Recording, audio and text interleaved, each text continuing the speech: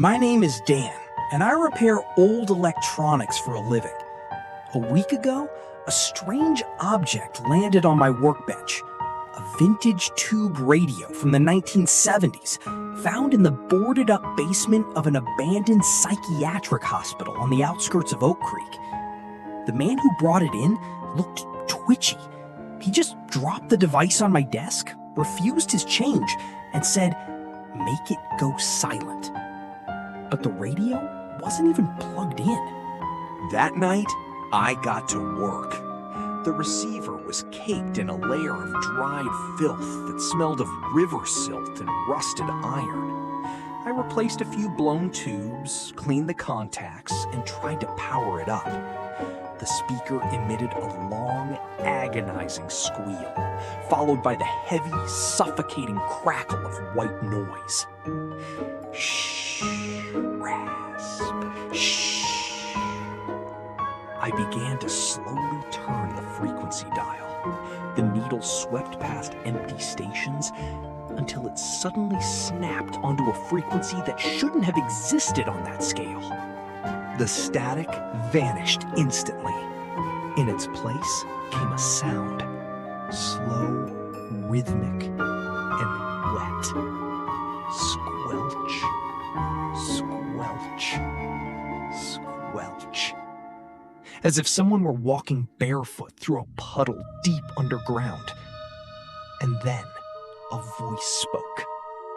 My own voice. "Dan, slide the bolt back." The radio rasped, mirroring my exact inflection.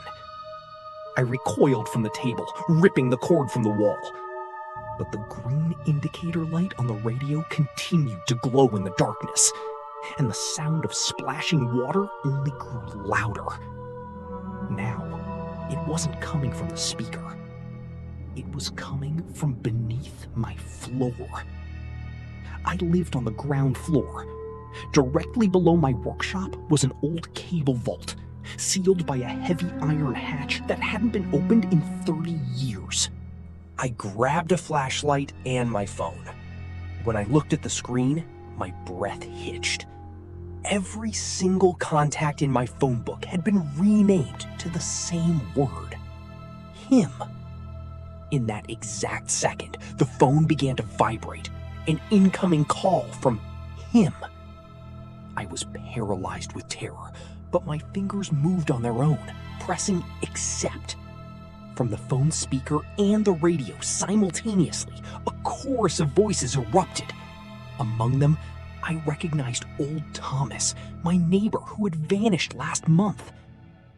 "The earth beneath us is hungry, Dan. It does not love those who hide behind walls." Suddenly, the heavy iron hatch in the middle of my workshop began to rise, slowly, with a horrific metallic screech. From the subterranean blackness, the smell of damp earth and copper flooded the room. My flashlight beam caught the edge of the opening. From the depths, pale, gaunt figures began to crawl onto the concrete floor. They moved with jerky, snapping motions, like broken marionettes, and thick iron chains hung from their necks, dragging behind them. Leading them was a tall, unnaturally thin entity.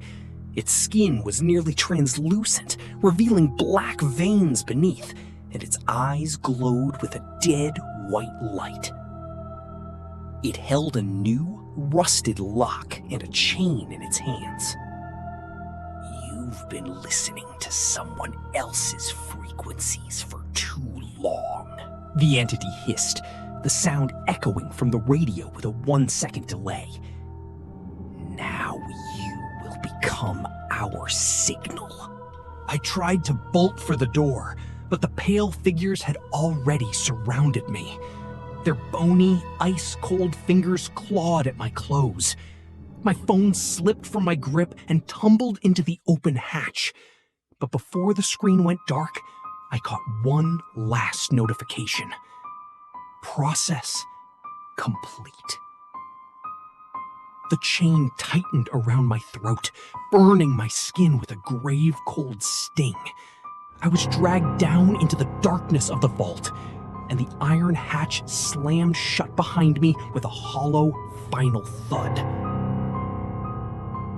The next morning, a new customer walked into the workshop.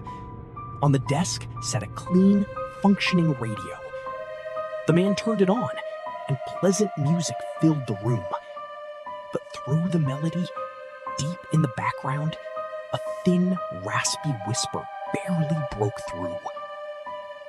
Next, turn the dial.